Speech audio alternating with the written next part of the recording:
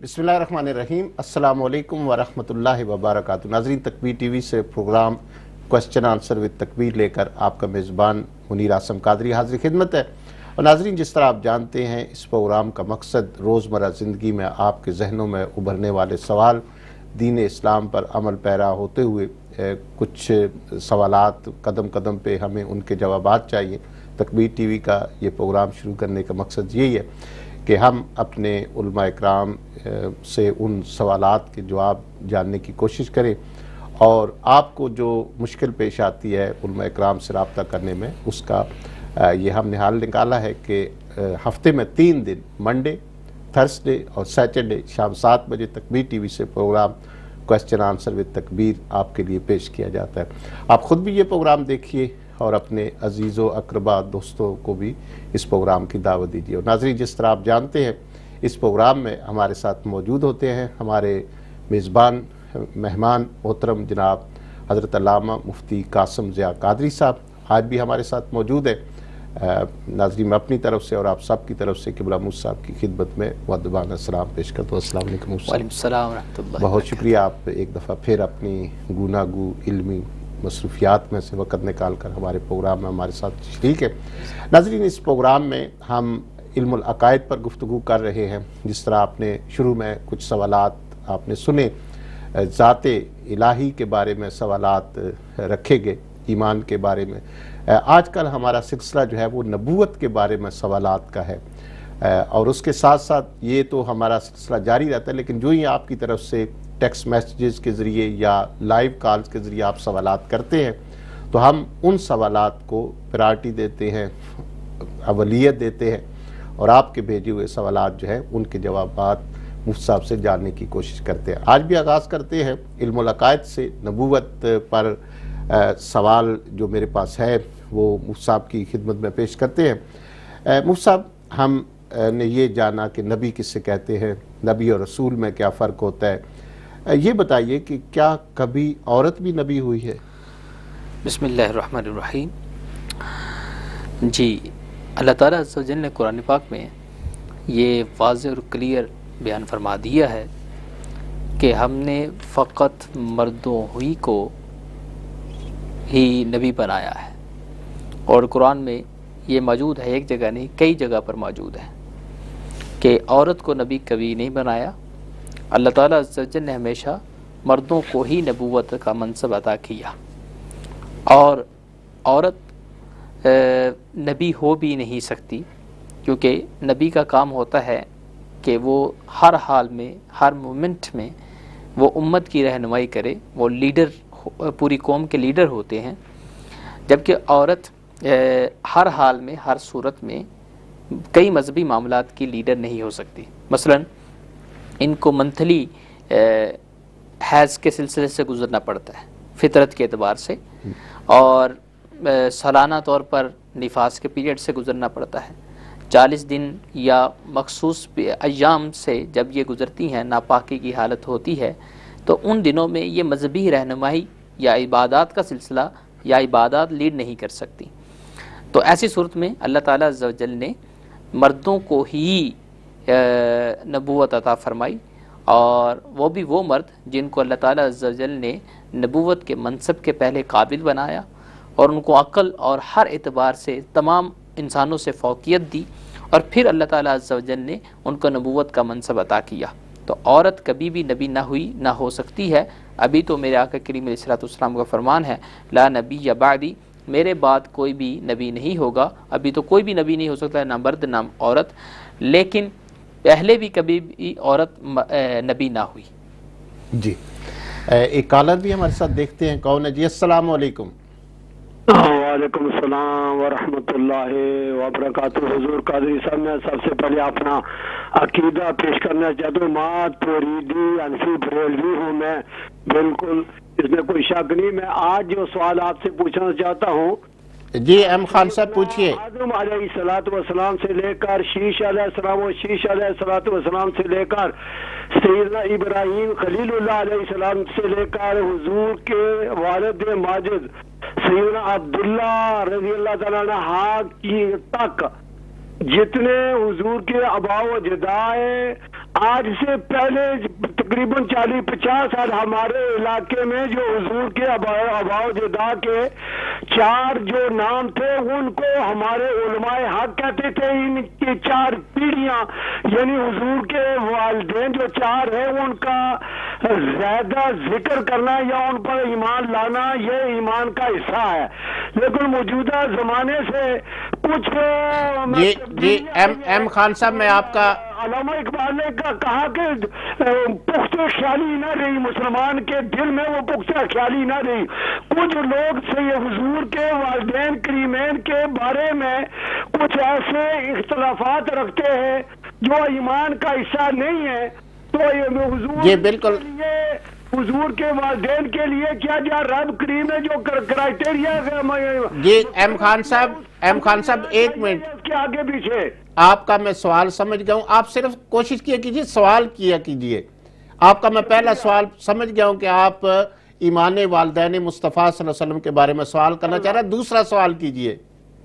دوسرا سوال یہ ہے کہ سیدنا امام علی رضا جس وقت بادشاہ کے دربار میں گئے تھے اس نے منع کیا نہ اٹھنا، اور لیکن جو آپ جس وقت تشریف لے گئے تو اٹھ کے، لیکن ابو جہل نے بھی اسی طرح ایک دفعہ کوشش کی تھی، نبی پاک تشریف لے آ رہے تھے، ابو جہل نے کہا کہ نہ اٹھنا، اور سب سے پہلے ابو جہل اٹھا اور پوری قبیلہ مکہ اٹھ کھڑی ہوئی. اور آخری سوال یہ پوچھنا چاہتا ہوں، ایک خواتین شہر مکہ کو چھوڑ کر مدینہ شریف آ رہی تھی تو کفار مکہ نے کہا کہ اس بچے نے آپ نے مکہ شریف کا غذا کھائی ہے، کھانا کھایا، بہت ساری نعمتیں کھائی ہے، یا اس بچے کو چھوڑو یا تم یا رہ جاؤ، دونوں میں سے مصطفیٰ کو چھوڑ دو. تو جو اس خواتین صحابیہ نے جو کرائٹیریا قائم کیا اس کے بارے میں ذرا خصوصی توجہ فرمائیں. جی بہت شکریہ ایم خان صاحب. میری گزارش آپ سے یہ ہے کہ آپ صرف سوالات جو ہیں، کیونکہ وقت ہمارے پاس کم ہوتا ہے، بہت سے کالر ہوتے ہیں، بہت سی ہم نے گفتگو کرنی ہوتی ہے، صرف آپ سوال جو ہے وہ لکھ لیا کریں اور سوال کیا کریں. موسٹ ویلکم، ہم آپ کے سوالات کے جواب دیں گے. جی علامہ صاحب پہلے سوال کی تو مجھے ایم خان صاحب کا یہ ہے کہ وہ ایمان والدین مصطفیٰ صلی اللہ علیہ وسلم کے بارے میں ان کا سوال تھا کہ آج کچھ لوگ اس کے بارے میں جو ہے وہ اس پر یقین نہیں رکھتے، نعوذ باللہ. تو اس بارے میں تھوڑی سی وضاحت فرما دیتے ہیں. نبی کریم صلی اللہ علیہ وسلم کے والدین دین فطرت پہ تھے اور وہ بالکل موحد تھے، یعنی اللہ تعالیٰ عز و جل کو ایک ماننے والے تھے، اور یہ ہمارا اعتقاد اور ایمان ہے. اور نبی کریم صلی اللہ علیہ وسلم کا ایک معجزہ بھی کتاب المعجزات کے اندر موجود ہے کہ میرے آقا کریم علیہ الصلوۃ والسلام نے اپنے والدین کو زندہ کر کے کلمہ بھی پڑھایا، یعنی وہ آپ کے امتی بھی ہو گئے، امتی ہونے کا شرف بھی ان کو حاصل ہو گیا. اور اس کے علاوہ امام جلال الدین سیوطی شافعی رحمۃ اللہ تعالیٰ علیہ نے 12 رسائل تقریباً لکھے ہیں جس میں آپ نے دلائل کے انبار لگائے ہیں اس بات پر کہ نبی کریم صلی اللہ علیہ وسلم کے والدین موحد تھے.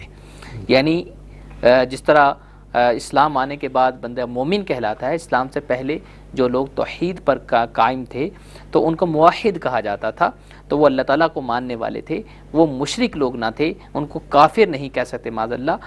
اگر کوئی کافر کہتا ہے اور وہ یہ کافر کہنا یہ توہین بھی ان کی ہے اور وہ عقیدہ اہل سنت سے باہر بھی ہو جاتا ہے. لہٰذا ہمارا جو عقیدہ ہے عقیدہ ماتوریدیہ وہ یہی ہے کہ اشاعرہ کا بھی سیم عقیدہ ہے کہ نبی کریم صلی اللہ علیہ وسلم کے والدین موحد تھے، یعنی توحید کو ماننے والے تھے، اللہ تعالیٰ کو ماننے والے تھے. جی اور دوسرا ان کا وہ تعظیم مصطفیٰ صلی اللہ علیہ وسلم کے حوالے سے کہ جب سرکار آئے تو جی وہ ایک مجلس تھی کفار کی جس میں یعنی کہ ابو جہل نے سب کو سکھایا ہوا تھا کہ نبی کریم صلی اللہ علیہ وسلم آئیں گے، لہذا تم لوگوں نے کھڑا نہیں، ان کے ادب کے لیے کھڑے نہیں ہونا، قیام نہیں کرنا. تو یہ اس طرح کا واقعہ ایک موجود ہے. تو لیکن ہوا یہ کہ جب میرے آقا کریم علیہ الصلوۃ والسلام وہاں پر تشریف لائے اور سب سے پہلے ابو جہل ہی کھڑا ہو گیا. جب لوگوں کفار مکہ نے دیکھا کہ ابو جہل ہی کھڑا ہو گیا تو وہ بھی کھڑے ہو گئے. تو جب ابو جہل سے پوچھا گیا تم نے تو سب کو منع کیا تھا کہ کھڑے نہیں ہونا، تو تم سب سے پہلے کھڑے ہو گئے. اس نے کہا میں خود نہیں کھڑا ہوا بلکہ کسی چیز نے میرے جو کان سے پکڑ کے کھڑا کر دیا تھا۔ تو میرے آقا کریم علیہ الصلوۃ والسلام کی اللہ کو مقصود ہے کہ ان کی تعظیم کروائی جائے، اور میرا رب تعالیٰ عز و جل اس کا انتظام فرماتا ہے، اور ہر آنے والی گھڑی میرے آقا کریم علیہ الصلوۃ والسلام کی تعظیم بیان کرتی ہوئی آئے گی، الحمدللہ ایسا ہی ہے، اور ہر آنے والی گھڑی مصطفیٰ کریم علیہ الصلوۃ والسلام کے درجات کو بیان کرتی ہوئی اب ہم دیکھتے ہیں کہ آ رہی ہے۔ جی اور تیسرا ان کا وہ واقعہ غالباً جو عورت مکہ سے ہجرت کر کے، اب وہ اس کا کوئی سمجھ نہیں آیا کہ وہ کیا پوچھنا چاہ رہے ہیں، بہرحال دوبارہ اگر بیان کرتے ہیں تو بتا دیں۔ جی ایک اور کالر ہے، ان سے بات کرتے ہیں۔ جی السلام علیکم۔ وعلیکم السلام، فرانس سے محمد نواز بٹ عرض کر رہا ہے۔ جی بٹ صاحب بات کیجئے۔ تو قاری صاحب، میں قبلہ مفتی صاحب اور محترم ناظرین کی خدمت میں اسلامی عقیدت، اور آج میرا ایک سوال ہے، صرف ایک سوال ہے، شارٹ اینڈ سویٹ، کہ جو کہ امت مسلمہ کے لیے ویری امپورٹنٹ ہے، بہت اہم۔ میرا سوال یہ ہے کہ آپ کے ٹاپک کی مناسبت سے کیا حضور پاک صلی اللہ علیہ وآلہ وسلم کے دور میں اہل اصحاب اور اہل بیت اطہار میں کوئی آپس میں اختلافات تھے؟ اس کی تشریح کیجیے گا، بہت بہت شکریہ، دعا میں جزاک اللہ۔ اللہ حافظ۔ جی میرے خیال اس میں تو کوئی لیکن آپ اپنا جی صحابہ کرام علیہم رضوان اور اہل بیت اطہار کے اندر کوئی کسی طرح کا اختلاف نہیں تھا، اور صحابہ کرام تو وہ ایک مزین اور بڑے قلوب کے اعتبار سے، ابدان کے اعتبار سے تزکیہ نفس والے تھے، اور اسی طرح اہل بیت اطہار وہ تو ہے ہی طاہر تھے، تو ایسا ہم ان کے بارے میں گمان بھی نہیں رکھ سکتے کہ وہ اپنی ذاتی رنجشیں ان کی آپس میں تھیں، ایسا نہیں تھا، بلکہ محبتوں کے قصے سینکڑوں نہیں ہزاروں ہیں، اتنے ہزاروں ہیں کہ نبی کریم صلی اللہ علیہ وسلم کے صحابہ اہل بیت سے کس قدر محبت کرتے تھے، اور حسنین کریمین سے کس طرح چومتے تھے، اور کس طرح ان کے پاؤں کی خاک اٹھا کر اپنی آنکھوں سے لگاتے تھے، اور ان کی زیارت ان کے لیے باعث برکت ہوا کرتی تھی۔ یہ کتب بھری پڑی ہیں کہ ان کی محبتوں کی داستانیں زیادہ ہیں۔ بہرحال ہم محبتیں پھیلانے والے ہی ہیں، اور وہی داستانیں جو صحابہ اور اہل بیت کی تھی محبتوں والی، اسی کی ہی نشر و اشاعت کرنی چاہیے، اسی کو پھیلانا چاہیے۔ ہم اہل سنت کا جو عقیدہ ہے، ہم صحابہ والے بھی ہیں، اہل بیت والے ہی بھی ہیں انشاءاللہ عز و جل، اور اسی کشتی کے اندر جب تک ہم رہیں گے ہم کامیاب رہیں گے۔ جی دو سوالات مجھے میسیجز کے ذریعے آئے ہیں۔ ایک جاوید صاحب ہے لندن سے، وہ پوچھ رہے ہیں کہ دوران سجدہ پاؤں کا کتنا حصہ جو ہے وہ زمین پر لگنا ضروری ہے، اور دوسرا اگر پاؤں میں کوئی تکلیف ہو اور کوئی حصہ بھی نہ لگے تو کیا نماز ہو جائے گی یا نہیں ہوگی؟ جی سجدے کے اندر ضروری ہے کہ پیشانی اور دونوں پاؤں کا ایک انگلی لگنا فرض ہے، دونوں پاؤں کی ایک انگلی لگنا فرض ہے، ہر حالت میں ضروری ہے، اور اگر کسی عذر کی وجہ سے 3 انگلیاں یا 4 انگلیاں یا 5 انگلیاں نہیں لگتی، دونوں پاؤں کی ایک انگلی لگ جاتی ہے تو سجدہ ادا ہو جائے گا۔ لیکن اگر ایک بھی انگلی نہیں لگتی اور وہ بھی یعنی کہ عذر کی باعث ہے، تو ایسی صورت کے اندر وہ صرف پاؤں زمین سے ٹچ کر دے تب بھی اس کا سجدہ ادا ہو جائے گا، اس میں کوئی حرج نہیں اگر واقع اس کو عذر ہے۔ لیکن کوشش یہ کرنی چاہیے اگر عذر نہیں ہے تو وہ دونوں پاؤں کی 3 انگلیاں لگائے۔ جی اور دوسرا سوال ہے یہ ناہیدہ بہن ہے ڈربی سے، انہوں نے پوچھا ہے کہ عورت کی وراثت کا شرعی حکم کیا ہے، اور جو بچیوں کو وراثت میں حصہ نہیں دیتے ان کے لیے قرآن و حدیث میں کیا سزا ہے؟ جی عورت کو اللہ تعالیٰ عز و جل نے وارث بنایا ہے، وہ بچی ہو، وہ بیوی ہو یا ماں ہو، عورت تینوں سٹیجز کے اندر وارث ہے۔ جب بچی ہے تب بھی وارث ہے، جب وہ بیوی ہے تب بھی وہ وارث ہے، اور اگر وہ ماں ہے تب بھی وارث ہے۔ یہ عورت، میں بعض اوقات عورتوں کے جب احکام پڑھتا ہوں نا قرآن پاک میں، تو میں کہتا ہوں کہ اسلام نے عورت کو اس قدر عزت دی ہے کہ اگر عورت قرآن کے احکام کو دیکھ لینا کہ اسلام نے اور قرآن نے کس قدر عورت کے درجات کو بیان کیا ہے اور ان کے پروٹیکشن کے قوانین بنائے ہیں، تو وہ ڈیلی سجدہ شکر کرے تو تب بھی یہ شکر ادا نہ ہوگا۔ تو عورت ہر سٹیج میں وارث ہے، تو اللہ نے اس کو وارث بنایا ہے۔ وارث بنا یعنی اس کو انہیریٹنس ملے گی، ان کو ترکے سے حصہ ملے گا۔ بچی ہے والد فوت ہو گیا تب بھی ملے گا، اگر بیوی ہے اور ان کا کوئی رشتہ دار نہیں، شوہر فوت ہو گیا تب بھی اسے حصہ ملے گا، اور اگر ماں ہے اور کوئی بھی نہیں تو ماں تو عموماً ہوتی ہے، تو لہذا ماں بھی اس حصے کی حقدار ہے۔ ہاں جو لوگ عورت کو حصہ دار نہیں مانتے یا نہیں دیتے، حصہ نہیں دیتے، یہ تارک فرض اور حرام کے مرتکب ہیں۔ جس طرح شراب پینا حرام ہے، جس طرح پگ کا گوشت کھانا حرام ہے، خنزیر کھانا حرام ہے، اسی طرح ہی عورت کو وارث نہ ماننا یا پھر عورت کو حصہ نہ دینا حرام حرام اور حرام، اور اس کی سزا وہ بھگتیں گے، ہر حالت میں بھگتیں گے۔ ایک یہ کہ وہ عورت کا حصہ مار رہے ہیں جو حقوق العباد میں سے ہے، دوسرا یہ کہ اللہ کے وہ نافرمان ٹھہرے، لہذا دونوں کی سزا ان کو بھگتنی پڑے گی۔ میرا یہ میسج ہے کہ خدا را اپنی آخرت کی فکر کریں، عورت کو رب نے وارث بنایا ہے، اور اللہ تعالیٰ کے حکم پر عمل کرتے ہوئے as a Muslim being a مسلم ہم پہ واجب ہے اپنے رب کا حکم مانتے ہوئے ہم ان کا حصہ ان کو دیں۔ جی، اس میں ایک کالر بھی ایک ضمناً سوال ہے کہ انہوں نے پوچھا بھی ہے، یہ وراثت میں کتنا حصہ ہوگا بحیثیت بیٹی، بیوی یا ماں؟ جی میں عرض کرتا ہوں، بیٹی کے مختلف درجات ہیں، اس کے ساتھ 2 بیٹیاں ہوں تو اس کا حصہ بدل جاتا ہے، 3 ہوں تو بدل جاتا ہے، اس کے ساتھ بھائی ہو تو بدل جاتا ہے، لیکن جو بیوی ہے، بیوی کا حصہ اگر اولاد ہے تو ڈیفرنٹ ہے، اور اولاد نہیں ہے تو ڈیفرنٹ ہے۔ جیسے اگر اولاد ہے تو بیوی کو 8واں حصہ ملتا ہے، اور اگر اولاد نہیں ہے تو بیوی کو 4تھا حصہ ملتا ہے۔ اس طرح بیٹی کی 5 حالتیں ہیں، تو وہ 5 حالتیں آپ اسپیسیفک جب کوشچن کریں گی تو میں اس کے نکال کے بتا دوں گا کتنا حصہ ملے گا۔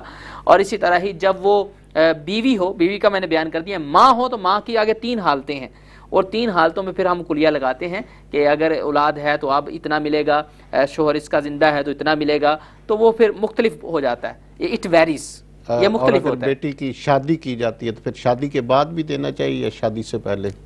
دیکھیں وراثت تو تب ملتی جب اس کا وارث فوت ہوتا ہے، وہ اگر شادی سے پہلے ہو گیا ہے تو تب، مثلا اس کا والد شادی سے پہلے ہی فوت ہو گیا ہے تو اور والد کی وراثت جو ہے اسے مل جائے گی، اگر شادی کے بعد فوت ہوا تو شادی کے بعد اس کو ملے گی۔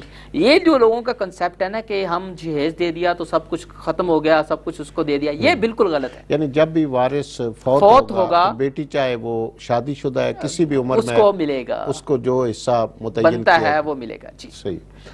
جی ایک کالر ہے ہمارے ساتھ، دیکھتے ہیں کون ہے۔ جی السلام علیکم۔ وعلیکم السلام ورحمۃ اللہ وبرکاتہ۔ جی میری بہن کون اور کہاں سے؟ میں شمیم اختر بول رہی ہوں ہڈرسفیلڈ سے۔ جی بہن، Can I speak in English, please? Yeah, you can speak English.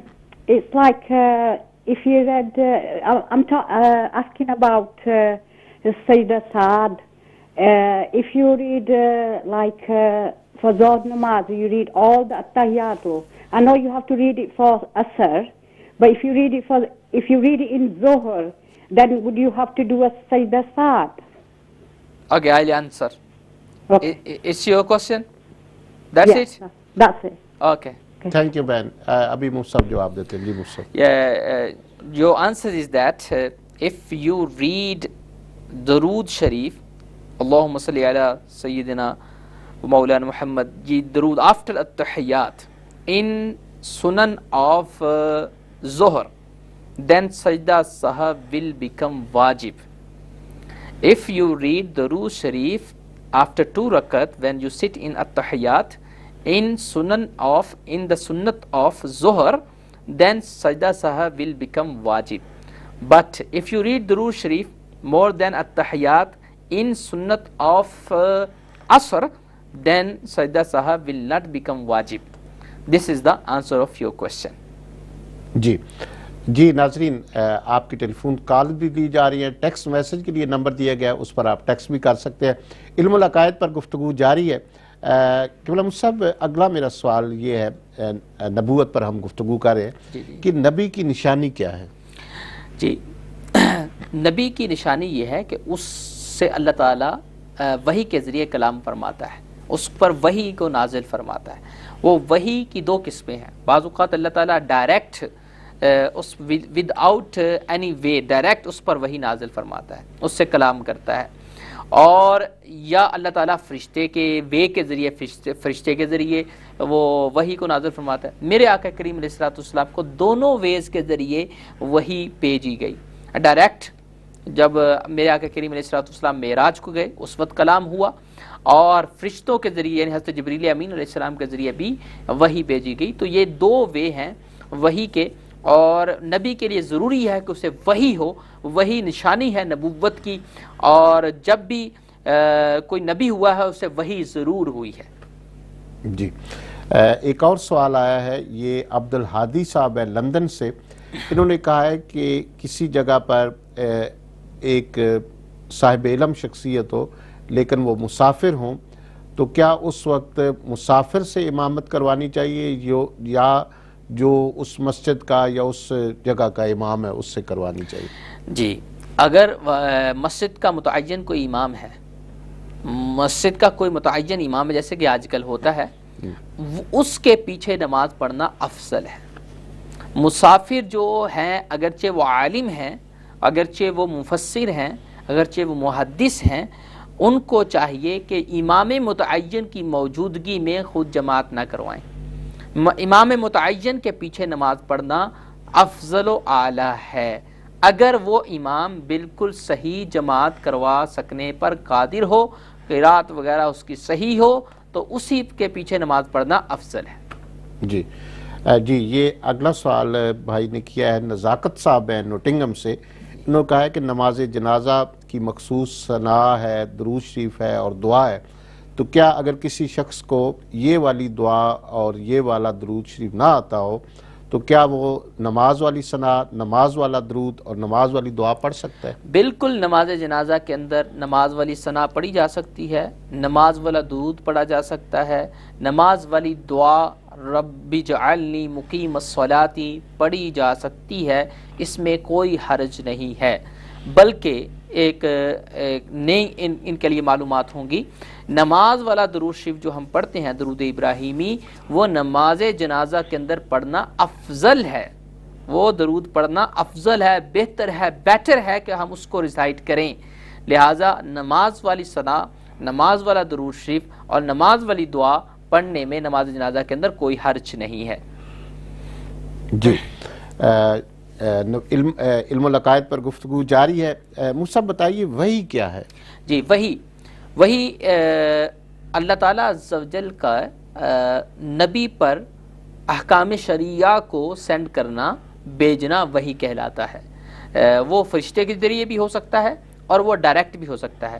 اللہ تعالیٰ عز و جل جو احکام شرعیہ اپنے نبی پر، اپنے بنائے ہوئے نبی یا رسول پر نازل فرماتا ہے، اس کو وحی کہتے ہیں. جی اور کیا غیر نبی کو بھی وحی ہو سکتی ہے؟ جی غیر نبی کو وحی نہیں ہو سکتی. اگر کوئی یہ عقیدہ رکھتا ہے کہ فلاں بندہ ہے وہ اگرچہ نبی نہیں ہے لیکن اس کو وحی ہوتی ہے یا اس کو اس طرح کا سلسلہ ہوتا ہے، اللہ اس سے کلام فرماتا ہے، یہ عقیدہ اگر کوئی رکھتا ہے کسی کے بارے میں تو وہ یہ کفر ہے، بندہ کافر ہو جائے گا. کیونکہ ہمارا عقیدہ یہ ہے کہ اونلی صرف وہی نبیوں پر نازل ہو سکتی ہے. غیر نبی جو نبی نہیں ہے اور زید عمر بکر ہے، عام بندہ ہے، اس پر وحی کا نزول نہیں ہو سکتا. جی یہ دو اور سوال آئے ہیں. حاجی نثار صاحب ہیں ڈیوزبری سے. انہوں نے پوچھا ہے کہ وطر کی شرعی حیثیت کیا ہے؟ کچھ لوگ کہتے ہیں کہ حضور کے زمانے میں وطر کی نماز نہیں تھی، یہ بعد میں داخل کی گئی، تو اس بارے میں رہنمائی فرمائیں. اللہ اکبر. وطر واجب ہے، وطر پڑھنا ضروری ہے، نیسیسری ہے، مینڈیٹری ہے.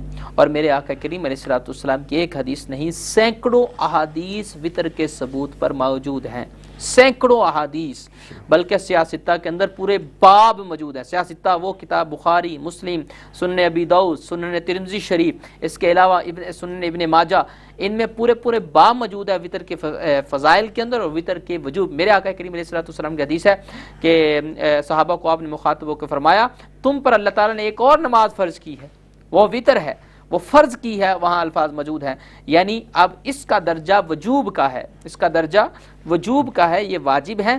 اور اگر کوئی کہتا ہے کہ یہ نبی کریم صلی اللہ علیہ وسلم کے زمانے میں نہ تھی، وہ کاذب ہے، جھوٹا ہے. ایسا نہیں، بلکہ میرے آقا کریم علیہ الصلوۃ والسلام نے پڑھے بھی ہیں، صحابہ نے پڑھے، اور آج تک امت کا اس پر اتفاق ہے. اور احادیث کے اندر میرے آقا کریم علیہ الصلوۃ والسلام کی احادیث کے پورے باب اس کے بارے میں موجود ہیں، لہذا اس کا انکار نہیں کیا جا سکتا. جی ایک کالر ہے ہمارے ساتھ، دیکھتے ہیں کون ہے. جی السلام علیکم. السلام علیکم. جی میری بہن کون اور کہاں سے؟ جی میں لندن سے بول رہی ہوں. میں پوچھنا چاہتی ہوں کہ یہ نماز میں جو صورتیں پڑھتا ہے بندہ نماز کے اس کے بعد آمین کر کے فاتحہ کے بعد جی جی صورتیں کیا کبھی کبھار وہ جو رمضان میں بھی پڑھتے ہیں جیسے تو وہ کیا ترتیب سے پڑھنی چاہیے کہ جو صورت اس کے بعد آئی جو اس کے بعد آئی اس طرح پڑھنی چاہیے یا کوئی بھی صورت پڑھ لے یہ ضروری ہے کیا؟ اور صورت سہو جو ہے نہیں سجدہ سہو جو ہے وہ کس سجدے کرنے ہیں یا تحیات بھی پڑھ کے درود پاک پڑھ کے جی میں بیان کرتا ہوں. درود ابراہیمی بھی پڑھنا ضروری ہے یا کہاں تک پڑھنا ضروری؟ ماشاءاللہ. جی 2 سوال بہن نے کیے. ایک تو صورتوں کی ترتیب کے حوالے سے اور دوسرا سجدہ سہو عطیات میں جانے سے پہلے کہاں تک پڑھنا. ایک نماز کے اندر یہ اچھی طرح مسئلہ سن لیجئے بہن. ایک نماز کے اندر صورتوں کے درمیان ترتیب رکھنا واجب ہے. مثلا اگر آپ نے پہلی رکعت کے اندر سورت اخلاص پڑھی ہے، اب دوسری رکعت میں اس سے پچھلے والی سورت نہیں پڑھ سکتے، اس سے اگلے والی سورت پڑھیں گے یعنی سورت فلق پڑھیں گے. ٹھیک ہے، تو یہ ایک نماز کے اندر یعنی 2 رکعت کی نماز ہے یا 4 رکعت کی نماز ہے، سورتوں کے اندر ترتیب رکھنا واجب ہے ایک نماز کے اندر. ہاں اگر آپ نے 4 رکعت کی نماز پڑھی اور اس میں ترتیب کے ساتھ صورتیں پڑھی اور اس کے بعد پھر 4 رکعت کی نماز پڑھی اور اب وہ پہلے والی ترتیب کا الٹا آپ نے شروع کر دیا لیکن اس نماز میں بھی ترتیب قائم رکھی، مثلا سورہ الف لام میم پڑھی پھر اس کے بعد کوئی اور اس کے بعد آنے والی صورت پڑھی، تو ایک نماز کے اندر صورتوں کی ترتیب رکھنا واجب ہے. 2 نمازوں کے اندر مختلف صورتیں بھی اگر پڑھ دی تو اس میں کوئی حرج نہیں ہے. تو یہ مسئلہ ہے. اب دوسرا سوال کیا تھا بہن کا؟ جی دوسرا سوال تھا ان کا سجدہ سہو میں عطیات کہاں تک پڑھنا ہوتا ہے. جی سجدہ سہو آپ پہلے اتحیات پڑھیں گی، اتحیات پڑھ کے ورسولو کر کے سجدہ سہو کریں گی. سجدہ مانا 2 سجدے کریں گی اور 2 سجدے جس طرح سجدہ کرنے کا طریقہ ہے وہ کرنے کے بعد اور پھر آپ اتحیات سے سٹارٹ کریں گی. اتحیات پڑھنے کے بعد پھر درود ابراہیمی پڑھیں گی اور درود ابراہیم پر ربی جعلنی مقیم الصلاۃ ہی پڑھیں گی اور پھر سلام پھیریں گی. یعنی سب سے پہلے آپ اتحیات پڑھی، ورسولہ تک پڑھا، پھر سجدہ سہو کیا، 2 سجدے کیے، پھر دوبارہ اتحیات آپ نے پڑھی، پھر درود پڑھا اور پھر ربی جعلنی پڑھی. تو یہ ہے سجدہ سہو کا طریقہ. اگر سمجھ نہ آیا تو پھر بھی آپ سوال کر سکتے ہیں. ایک سلام بھی عبد و رسول کے بعد پھیریں گے؟ ہاں جی سلام پھیرنا. جی یہ سجدہ سہو کے اندر سلام بھی پھیریں گے آپ، یعنی اتحیات ورسولہ تک پڑھ کے ایک سلام السلام علیکم رحمۃ اللہ اس طرح پھیریں گی، پھر 2 سجدے کریں گی، اس کے بعد اتحیات، پھر درود شریف اور پھر ربی جعلنی وغیرہ پڑھ کے نماز مکمل کر دیں گے. جی ایک کالر ہے ہمارے ساتھ. جی السلام علیکم. السلام علیکم. وعلیکم السلام. جی میرے بھائی کون اور کہاں سے؟ جی عاطف بول رہا ہوں جی کینٹ سے. جی عاطف بھائی کینٹ سے. جی بات کیجیے مجھ صاحب سے، کیا پوچھنا چاہتے ہیں؟ جی السلام علیکم. میں یہ پوچھنا چاہتا ہوں کہ توبہ کے بارے میں اس کا طریقہ کیا صرف زبانی کافی ہوتا ہے توبہ کرنا یا اس کے لیے جو نماز توبہ کے لیے پڑھنا ضروری ہے؟ اور اس میں جو ہم سنتے ہیں کہ جب انسان توبہ کرتا ہے تو اس کے سارے اگلے پچھلے گناہ معاف ہو جاتے ہیں، تو اس میں کیا کچھ ایسے گناہ بھی ہیں جو معاف نہیں ہوں گے؟ اس کے لیے وہ الگ طریقہ ہے. تو یہ تھوڑا وہ کلیریفیکیشن چاہیے تھی اس بارے میں کہ ایک انسان جب اللہ کی طرف واپس آتا ہے تو اس کے لیے توبہ کا کیا طریقہ ہے اور اس میں کون سے اس کے گناہ شامل ہیں؟ جی توبہ کے بارے میں. جی توبہ کرنے کا اسپیسیفک کوئی طریقہ شریعت نے بیان نہیں فرمایا، لیکن یہ اتنا طریقہ ضرور موجود ہے، کتب کے اندر مختلف طریقے موجود ہے کہ اللہ تعالیٰ عز و جل کی بارگاہ میں اپنا اعتراف جرم کرے، یا اللہ مجھ سے یہ جرم ہوا ہے، اس کے بعد عہد کرے کہ آئندہ نہیں کروں گا اور پکا وعدہ کرے مولا کہ میں اس گناہ سے پکی توبہ کرتا ہوں اور آئندہ نہیں کروں گا، اور دل بھی اس کا ساتھ دے رہا ہو. جب اعتراف جرم ہو اور عزم بھی ہو کہ میں آئندہ نہیں کروں گا، اور پھر توبہ استغفار کرے، اور توبہ کرنے کے یعنی اپنی پنجابی میں، اپنی انگلش کے زبان کے اندر، اپنی اردو زبان میں وہ اللہ سے توبہ کرے، اور اس کے بعد اگر اللہ تعالیٰ توفیق دے تو نیکی بھی کرے، کوئی صدقہ دے دے. تو صدقہ دینا یہ قبولیت توبہ کے لیے ایک آپ سمجھیں ایک اچھا فیکٹر ہے. اور اگر صلاۃ التوبہ پڑھیں، صلاۃ التوبہ 2 رکعت نفل ہوتی ہے، توبہ کی نیت سے آپ پڑھی جاتی ہیں، یعنی 2 رکعت نفل جیسے ہم نماز پڑھتے ہیں ویسے پڑھے اور پھر اس کے بعد یہ توبہ کرے، تو یہ بھی زیادہ قبولیت کی نشانی ہے، زیادہ قبولیت کا اچھا انداز ہے. اللہ تعالیٰ قبول فرماتا ہے ایسی توبہ. تو یہ ہے توبہ کا طریقہ. اور توبہ کرنے کے بارے میں آپ نے جو کہا کہ واقعی سارے گناہ معاف ہو جاتے ہیں، جی بالکل، صغیرہ اور کبیرہ گناہ توبہ سے اللہ تعالیٰ معاف کر دیتا ہے. بلکہ حدیث میں تائب من الذنب کمن لا ذنب لہ، کہ توبہ کرنے والا اس طرح ہے جس طرح کہ اس نے گناہ کیا ہی نہیں.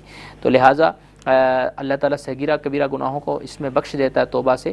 اور ایسا کوئی میں نے نہیں کوئی پڑھا کہ فلاں گناہ نہیں بخشا جاتا یا فلاں بخشا جاتا ہے، بلکہ ہر طرح کا گناہ توبہ سے اللہ تعالیٰ دھو دیتا ہے، اسے معاف فرما دیتا ہے. جی ایک اور کالر ہے ہمارے ساتھ، دیکھتے ہیں کون ہے. جی السلام علیکم. وعلیکم السلام ورحمۃ اللہ. میں نے جی ایک سوال پوچھنا ہے. جی میری بہن کون اور کہاں سے؟ جی تو برر پوٹی ہوں میں. جی جی میں یہ پوچھنا ہے کہ آج فجر دی نماز ہے نا جڑی، جی جی اس دے وچ مینوں کہ جاگ نہیں آئی. 4:45 مینوں جاگ آئی ہے. جی سمجھ گئے ہو نا؟ جی جی تے اس وقت نماز لیٹ ہو گئی. نماز لیٹ 4:45 تے لیٹ 4:15 تے 4:15 میرے خیال ہے نماز ہوندی ہے نا فجر دی. برمنگم میں 4:55 تقریباً ہے. یہ 4:59 برمنگم کے اندر ٹائم ہے نماز کے اختتام کا. نہ اتنے میں بریڈ فوڈ وچ ہوں. ٹھیک ہے. وہ پھر میں 4:45 جاگ آئی ہے. میں وضو کر کے آئی ہوں، تقریباً 5 ہو گئے اس وقت. تے میں نے سوچا ہے بھئی ہوں تے نماز تے قضا ہو گئی ہے جی، تے ہوں میں یہ کام کراں بھی بہ کے جو فجر دیاں صورتاں پڑھتی ہونیاں نا میں 1 گھنٹہ، سورت یاسین ہوئی، سورت فجر ہوئی، مطلب سورت نام ہوئی، ساریاں میں 1 گھنٹہ پڑھتی ہونی ہوں. میں پکائیاں کچھ زبانی کچھ میں تک کے پڑھنی ہوں. ٹھیک ہے. کوشچن کیا آپ کا؟ جی سوال کیجئے. سوال کیا ہے؟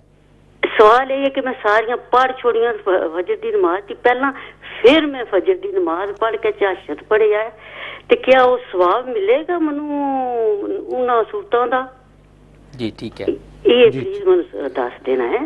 جی ماشاءاللہ. اللہ حافظ. جی جی آپ نے جو صورتیں نماز فجر کے بعد پڑھی ہیں اس کا ثواب بالکل دیا جائے گا، کیونکہ آپ نے تلاوت کی ہے اور تلاوت کا جو ثواب ہے آپ کو ملے گا. ان کے ذہن میں یہ ہے کہ نماز لیٹ ہو رہی تھی پہلے بھی، اور پھر پہلے صورتیں پڑھی اور پھر نماز پڑھی.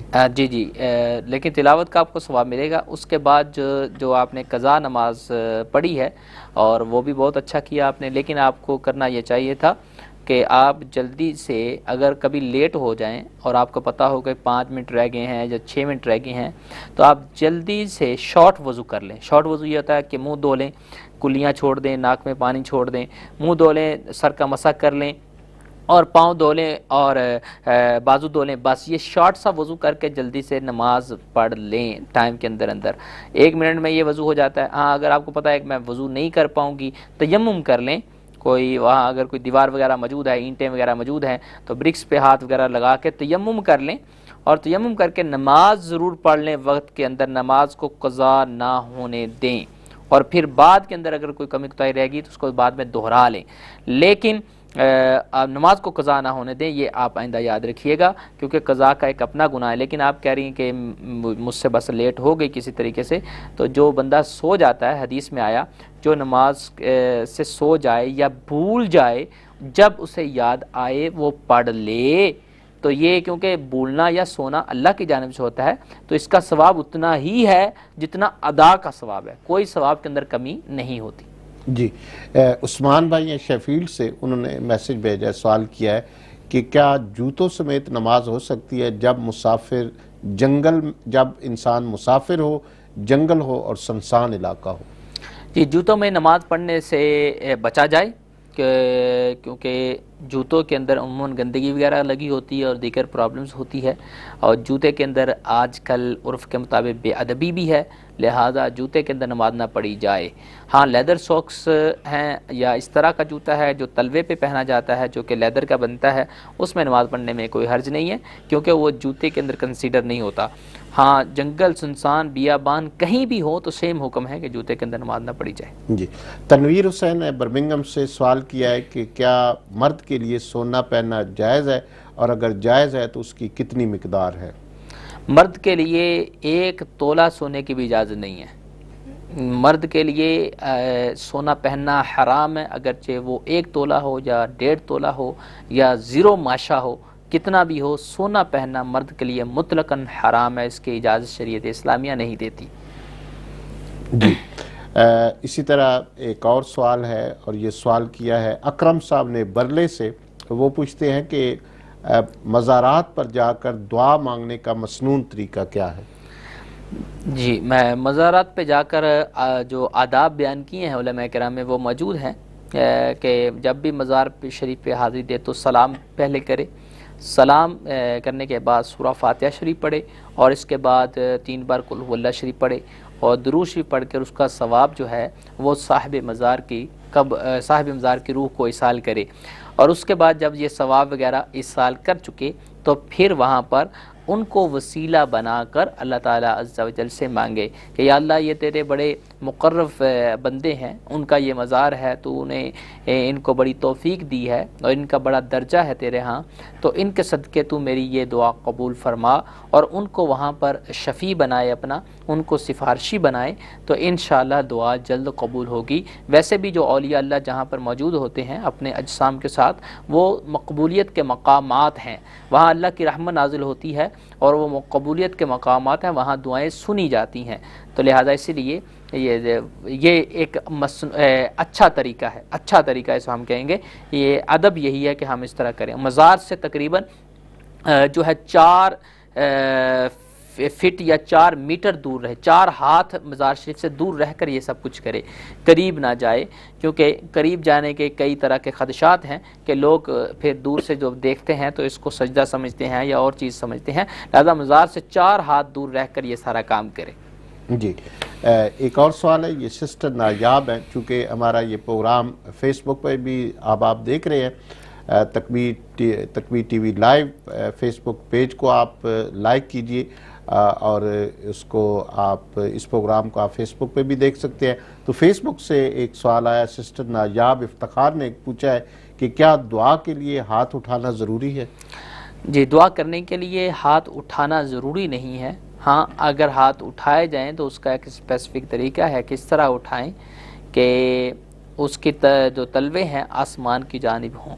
میرے آقا کریم علیہ الصلوۃ والسلام نے دعاؤں میں ہاتھ اٹھائے ہیں، لہٰذا یہ بات سنت سے ثابت ہے کہ دعا میں ہاتھ اٹھائے جائیں، تو لہذا ضروری نہیں ہے، اگر کوئی دعا بغیر ہاتھ اٹھائے بھی کرتا ہے تو دعا تو ہو جائے گی، دل میں بھی اگر کوئی اللہ تعالیٰ سے مانگتا ہے، دعا کرتا ہے تو یہ بھی کافی ہے، لیکن ہاتھ اٹھانا کیونکہ سنت سے ثابت ہے، لہذا ہمیں دعاؤں میں ہاتھ اٹھانے چاہیے۔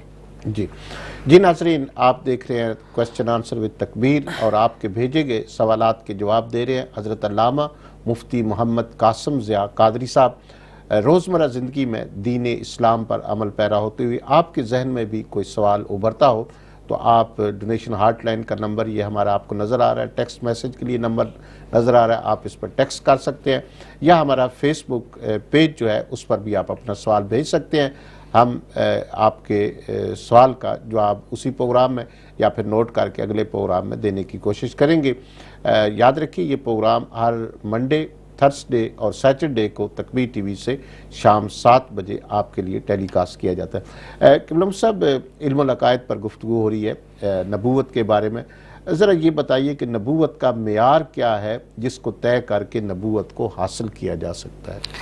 جی، نبوت کے حوالے سے کوئی سلیبس اور کوئی معیار اس کا نہیں ہے، کیونکہ نبوت کے بارے میں ہمارا عقیدہ یہ ہے کہ نبوت قصبی نہیں بلکہ یہ عطائی ہے، یہ عطائی ہے، اسے کسب سے حاصل نہیں کیا جا سکتا، اس کو مخصوص سلیبس پڑھ کے حاصل نہیں کیا جا سکتا، اس کے معیار پر پورا اتر کے اس کو حاصل نہیں کیا جا سکتا، بلکہ یہ اللہ کی عطا ہے۔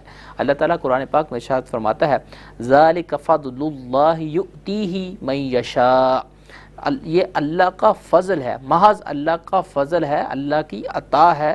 جس کو اللہ تعالیٰ چاہتا ہے اس کو نبی بناتا ہے، یہ قرآن میں آیا، اور ہماری کتب عقائد میں یہ موجود ہے، المنتقد اور معتقد کے اندر بھی یہ عبارت موجود ہے، ان النبوۃ لیست قصبیۃ، کہ نبوت قصبی نہیں ہے، اس کو کوئی ریاضت اور عبادت اور بڑے بڑے مجاہدے کر کے حاصل نہیں کیا جا سکتا، بلکہ جس کو اللہ تعالیٰ عز و جل چاہے اس کو نبی بناتا ہے، جس کو اللہ نے بنایا وہی نبی ہوگا، اور اللہ اپنے فضل سے بناتا ہے۔ اس لیے یہ ماننا ضروری ہے کہ نبوت کسبی نہیں بلکہ محض عطا الہی ہے، انعام الہی ہے، وہ اپنے بندوں کو جس کو چاہے عطا فرماتا ہے۔ اگر کوئی یہ شخص عقیدہ رکھتا ہے کہ نبوت کسبی ہے، اس کو کسب سے، مجاہدے سے یا ریاضت سے حاصل کیا جا سکتا ہے، تو وہ کافر ہو جائے گا، اور اس پر بھی ہمارے علماء نے تصریحات فرمائی ہیں، کتب عقائد میں یہ عبارتیں موجود ہیں، فقط کفر، کہ وہ کافر ہو جائے گا جو اس بات کا عقیدہ رکھتا ہے کہ نبوت کو کسبی مانتا ہے، عطا الہی نہیں جانتا۔ لہذا یہ جاننا ضروری اور عقیدہ اس کا رکھنا ضروری ہے کہ نبوت کسبی نہیں، محض عطا الہی ہے۔ جی ہمارے فیس بک پیج پہ ایک اور سوال آیا ہے کہ اگر ظہر کی نماز قضا ہو جائے اور عصر کا وقت شروع ہو جائے تو پہلے ظہر قضا پڑھنی چاہیے یا عصر نماز؟ جی اگر وقت ہے عصر کی نماز میں تو پہلے ظہر پڑھیں اور پھر عصر کی نماز پڑھیں، ترتیب قائم ہی رکھیں تو بہتر ہے۔ اگر عصر کی نماز کے جانے کا خوف ہے کہ وہ بھی قضا ہو جائے گی تو پھر پہلے عصر پڑھ لے، لیکن اگر وقت ہو تو پہلے ظہر پڑھیں، اس کی قضا ادا کریں، پھر عصر کی نماز پڑھیں۔ جی تنویر حسین صاحب نے برمنگھم سے پھر پوچھا ہے، جنہوں نے سونا پہننے کے بارے میں، کہ کیا مرد چاندی پہن سکتا ہے اور اگر پہن سکتا ہے تو کتنی مقدار؟ جی مرد کے لیے چاندی پہننا جائز ہے، اور وہ بھی ایک انگوٹھی، یہ نہیں کہ ملنگوں کی طرح انگوٹھیاں چڑھاتا پھرے، اس کی اجازت نہیں ملے گی۔ صرف ایک انگوٹھی ایک نگ والی مرد کے لیے پہننا جائز ہے، وہ بھی 4.5 ماشے سے کم۔ جو ماشا ایک سکیل استعمال کیا جاتا ہے، وہ 4.5 ماشے سے کم انگوٹھی جو ہے وہ پہننا مرد کے لیے چاندی کی، سلور کی پہننا جائز ہے۔ جی ناظرین، علم العقائد پر گفتگو بھی جاری ہے۔ مفتی صاحب یہ بتائیے، جو کہتا ہے کہ نبوت کو ریاضت سے حاصل کیا جا سکتا ہے تو اس کے بارے میں قرآن و حدیث کا کیا حکم ہے؟ جی جو یہ کہتا ہے کہ نبوت کے ریاضت یا مجاہدے کے ساتھ، کسب کے ساتھ حاصل کیا جا سکتا ہے، اس کے بارے میں ہمارے فقہاء کرام نے تصریحات کی ہیں کتب کے اندر کہ وہ کافر ہو جائے گا۔ فقط کفر کی تصریح موجود ہے، اعلیٰ حضرت رحمۃ اللہ تعالیٰ نے اپنا حاشیہ المنتقد کے اندر اس کی تصریح فرمائی ہے، اور المسامرہ اور مساجرہ کتب عقائد میں اور شرح عقائد نصفیہ کے حاشیے میں اور نبراس وغیرہ میں یہ تصریحات موجود ہیں، دیکھی جا سکتی ہیں کہ وہ اس شخص کے بارے میں یہ تصریح موجود ہے کہ وہ کافر ہو جائے گا۔ جی یہ جہانداد صاحب ہیں شیفیلڈ سے، انہوں نے یہ سوال بھیجا ہے کہ کیا شریعت، یہ جو ہم کسی کو بیٹا یا بیٹی بنا لیتے ہیں، چھوٹی عمر میں کسی کو گود میں لے کر اڈاپٹ کر لیتے ہیں، تو کیا یہ شرعاً جائز ہے، اور کیا اس بیٹے یا بیٹی کو وراثت میں اسی طرح حصہ ملے گا؟ جی اڈاپشن از پرمیسیبل، یعنی ہم جو اڈاپٹ کرتے ہیں کسی کو بیٹا یا بیٹی بناتے ہیں، یہ پرمیسیبل ہے ان کے والدین کی اجازت کے ساتھ، اس میں کوئی حرج نہیں ہے، لیکن یہ وارث نہیں بنتے۔ وارث آپ کی اصلی اولاد ہے، آپ چاہیں تو ان کو اپنا مال دے سکتے ہیں، گفٹ کر سکتے ہیں، لیکن وارث جو ہے وہ آپ کی اصلی اولاد ہی وارث ہے۔ اور اگر کسی کی اولاد نہیں ہے، اگر اولاد نہیں ہے تو جو اس کے وارثین قرآن و سنت نے بیان کر دیا، مثلا ان کے بھائی وارثین ہوں گے یا اس کے والدین وارثین ہوں گے، وہی یا بیوی ہوگی، اور یہ اصل طریقے سے کچھ بھی لینے کے حقدار نہیں، سوائے اس کے جو آپ گفٹ کر دیں ان کو۔ ان کے لیے علیحدہ وصیت کرنی پڑے گی قانوناً؟ جی اگر آپ کچھ دینا چاہتے ہیں تو 1/3 سے کچھ وصیت ان کے لیے کر سکتے ہیں۔ جی ناظرین، علم النبوت پر مجھ کچھ اور سوالات ہیں، پھر جو ہمارے ناظرین کے سوالات آ رہے ہیں ہم ان کو اولیت دے رہے ہیں۔ میرا اگلا سوال یہ ہے کہ کیا کسی نبی کی نبوت زائل بھی ہو سکتی ہے؟ جی اس حوالے سے ہمارا عقیدہ یہ ہے کہ کسی بھی نبی سے نبوت کا زوال سمجھنا یا جاننا جائز اور درست نہیں ہے، یعنی نبوت کسی نبی سے زائل نہیں ہو سکتی، ریموو نہیں کی جا سکتی۔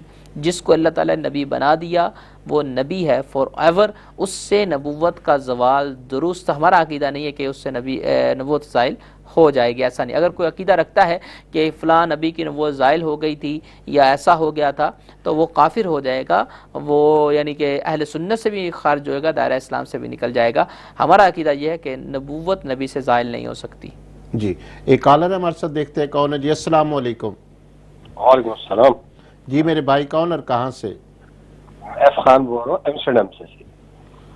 جی جی سوال پوچھیے جی مجھ صاحب سے۔ جی میرا سوال یہ ہے کہ روزے کی حال میں جب ہم کلی کرتے ہیں وضو کے لیے تو وہ منہ میں کلی تو ہم کر دیتے ہیں کہ وہ کس حد تک ہم کلی کر سکتے ہیں، اس کی شرعی کس حد تک ہم پانی منہ میں لے سکتے ہیں؟ جی بہت شکریہ۔ اس کا ذائقہ منہ میں رہ جاتا ہے پانی کا کلی کرنے کے بعد، اس پہ تھوڑی سی روشنی ڈالیں پلیز۔ جی بہت اچھا سوال ہے آپ کا۔ کلی کے حوالے سے روزے کے اندر ہمیں جو احتیاط فقہا نے بتائی ہے وہ یہ ہے کہ ہم غرغرہ نہ کریں، کلی کریں، یعنی حلق کے آخر تک پانی کو نہ لے جائیں، اس سے قبل ہی رکھیں۔ غرغرہ کریں گے تو حلق میں پانی اتر سکتا ہے، لہذا گاگلنگ نہ کریں بلکہ صرف کلی کریں، یعنی منہ کے سارے ایک ایچ پارٹ ایوری پارٹ پہ پانی چلا جائے تو یہ کلی ہے اور اندر نہ جائے۔ ہاں جب پانی آپ نکال دیں اچھی طرح اسے سپٹ کر دیں، اس کے بعد ویٹنس رہتی جو آپ نے سوال کیا کہ کلی کے بعد پانی کا ذائقہ یا ویٹنس سی رہتی ہے وہ اندر چلی جائے تو اس کا کیا حکم ہے؟ تو اس کو عربی میں بلل کہتے ہیں۔ ہماری کتب فقہ میں یہ جزیہ موجود ہے سینکڑوں کتب میں کہ بلل جو ہے، جو ویٹنس ہوتی ہے کلی کی بعد میں جو تھوڑی سی رہ جاتی ہے، وہ اگر اندر چلی بھی جائے اس سے روزہ نہیں ٹوٹتا، روزے پہ کوئی فرق نہیں پڑتا۔ تو یہ ایک مسئلہ ہے جو آپ نے پوچھا، اس کا جواب۔ جی فیس بک پر ہمارے حضرت علامہ پروفیسر مسعود اختر ہزاری صاحب دیکھ رہے ہیں، ہم ان کو ویلکم کرتے ہیں۔ اور انہوں نے سوال کیا ہے کہ نبوت کے عطائی ہونے کے ساتھ ختم نبوت کا عقیدہ بھی بیان کر دیں تاکہ واضح ہو جائے کہ یہ عطا بھی آقا نامدار صلی اللہ علیہ وسلم کی نبوت پر ختم ہو چکی ہے۔ جی ماشاءاللہ بہت خوب صورت انہوں نے سوال فرمایا اور بڑا اچھا میسج بھی دیا ہے۔ اللہ تعالیٰ عز و جل ان کو اور علم اور عمر میں برکتیں عطا فرمائے۔ بالکل یہ نبوت عطائی ہے اور یہ عطا میرے آقا کریم علیہ الصلوۃ والسلام پر ختم ہو چکی۔ ختم نبوت کا ہمارا عقیدہ یہ قطعی ہے، ایقانی ہے، ایمانی ہے۔ اس سے ذرہ برابر بھی کوئی ادھر ادھر ہٹتا ہے تو وہ کافر ہو جاتا ہے، نہ ایمان رہتا ہے نہ یقین رہتا ہے، کچھ بھی نہیں رہتا بلکہ دائرہ اسلام سے نکل جاتا ہے۔ ختم نبوت کے بارے میں عقیدہ کیا ہے ہمارا؟ یہ ہے کہ میرے آقا کریم علیہ الصلوۃ والسلام آخری نبی ہیں، ان کے بعد کوئی نبی کسی صورت میں کسی فارم میں نہیں آ سکتا، نہ وہ ذلی نبی کی صورت میں آ سکتا ہے، نہ وہ بروزی نبی کی صورت میں آ سکتا ہے، کسی صورت کسی فارم میں کسی شکل کے اندر کوئی نبی میرے آقا کریم علیہ الصلوۃ والسلام کے بعد نہیں آ سکتا۔ اور یہ ختم نبوت کے بارے میں ہر سنی ہر مسلمان کا عقیدہ ہے اور اس پر اجماع ہے۔ جی ایک کالر ہے، لاسٹ کال لیتے ہیں جی۔ السلام علیکم۔ وعلیکم السلام۔ جی میرے بھائی کون اور کہاں سے؟ جی عاطف بول رہا ہوں جی کینٹ سے۔ جی عاطف بھائی بات کیجئے دوبارہ۔ السلام علیکم جی مفتی صاحب، ایک بہت عرصے سے یہ سوال تھا میرے ذہن میں نے کہا موقع ملا تو پوچھوں گا۔ یہ تصوف کے بارے میں کچھ بتائیں جی کہ یہ جو بہت بڑے بڑے بزرگ گزرے ہیں جن کا نام ہم سنتے ہیں، جس طرح جنید بغدادی ہیں اور اس طرح کی لائنیج ہے ہمارے صوفیزم جو ہے پاکستان میں اسپیشلی، تو ان کا جس طرح کلام ہے جو کچھ اردو میں ہے پنجابی میں ہے، اس کا جس طرح بابا بلے شاہ وغیرہ ایسے لوگ، ان کا یہ سننا ہمارے لیے یا اس کا یہ کیا اس کا ہمارے اس کو سننا صحیح ہے؟ بہت اچھا کوشچن ہے، میں سوال آپ کا سمجھ گیا ہوں۔ جی وقت بھی کام آتا ہے بھائی، انشاءاللہ اس پر تفصیل سے بھی بات ہوگی، لیکن مختصر جواب میں مختصر عرض کر دیتا ہوں۔ صوفیانہ کلام سننا جی صوفیانہ کلام جو آج کل موجود ہے پنجابی کے اندر اور اس کے علاوہ اردو میں، اگر وہ شریعت اسلامیہ کے مطابق ہے تو اس کے سننے میں کوئی حرج نہیں، کیونکہ صوفیانہ کلام کے اندر بہت سے ملحقات بھی کیے گئے، لوگوں نے الحاق کر دیا، اپنی طرف سے شعر ڈال دیے جو کہ شریعت اسلامیہ کے بعض اوقات مخالف ہوتے ہیں، تو وہ صوفیانہ کلام نہیں، کیونکہ ہر صوفی جو گزرا ہے وہ شریعت کا تابع دار تھا، فالور تھا، اور وہ شریعت کے ہی ہمیں رستہ دکھانے والا تھا، لہٰذا ہم اس صوفی پہ بدگمانی نہیں کر سکتے۔ ہاں ان کے کلام میں بہت سے ملحقات ہوئے ہیں تو وہ سننا درست نہیں ہے، ہمیں کسی عالم کسی مفتی کو چیک کروا لینا چاہیے کہ یہ کسی صوفی کا کلام ہے یا نہیں، اور سنیں تو علماء سے اس کی تشریح سنیں، کبھی اپنی طرف سے نہ سنیں یا کسی جاہل کی آواز سے مت سنیں جس کو خود پتہ نہیں کہ وہ شریعت اسلامیہ پہ عمل کر رہا ہے کہ نہیں کر رہا۔ علماء سے اس کی تشریح سمجھے، علماء اور مفتیان کرام کی بارگاہ میں پیش کریں، وہ آپ کو سمجھائیں گے، تو انشاءاللہ اس طرح اچھا رہے گا اور پھر بندہ گمراہی سے بچ جائے گا۔ اللہ تعالیٰ عمل کی توفیق عطا فرمائے۔ جی عاطف بھائی، انشاءاللہ نیکسٹ پروگرام میں تصوف کی تشریح جو ہے وہ بھی مفتی صاحب سے ہم سنیں گے۔ ناظرین، اسی کے ساتھ ہمارے آج کے پروگرام کوسچن آنسر وتھ تکبیر کا وقت ختم ہوا چاہتا ہے۔ اپنے میزبان منیر اعظم قادری اور ہمارے مہمان حضرت علامہ مفتی محمد قاسم ضیاء قادری صاحب کو تکبیر ٹی وی کے برمنگھم اسٹوڈیو سے اجازت دیجیے۔ اللہ تعالی ہم سب کا حامی و ناصر۔